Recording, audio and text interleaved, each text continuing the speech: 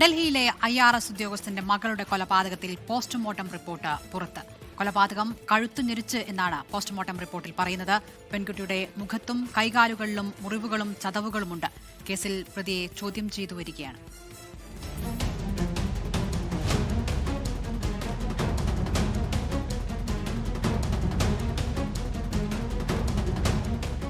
ഡൽഹിയിലെ അമർ കോളനിയിൽ ബുധനാഴ്ച പുലർച്ചെയായിരുന്നു നഗരത്തെ നടുക്കിയ കൊലപാതകം.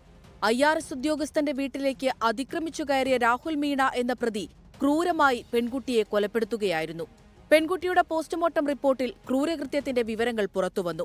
കഴുത്തുഞെരിച്ചായിരുന്നു കൊലപാതകം. മൂക്കിന്റെ അസ്ഥിയിൽ ഒടിവുണ്ട്. മുഖത്ത് ഒന്നിലധികം മുറിവുകൾ. പെൺകുട്ടിയുടെ കൈകളിലും കാലുകളിലും മുറിവുകളും ചതവുകളുമുണ്ട്.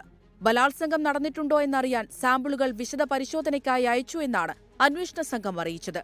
പ്രതി പെൺകുട്ടിയെ ബലാത്സംഗം ചെയ്തതായി പോലീസ് സംശയിക്കുന്നുണ്ട്.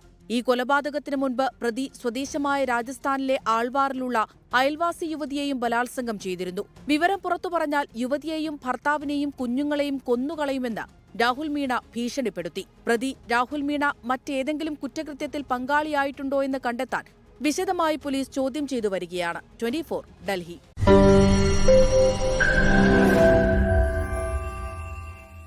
ലോകത്തെവിടെയായാലും ഏത് സമയത്തും 24 വാർത്തകളും ഓഗ്മെന്റഡ് റിയാലിറ്റി പാക്കേജുകളും എക്സ്പ്ലെയിനറുകളും വിശദമായി കാണാൻ ഞങ്ങളുടെ യൂട്യൂബ് ചാനൽ നിങ്ങൾക്ക് സബ്സ്ക്രൈബ് ചെയ്യാം.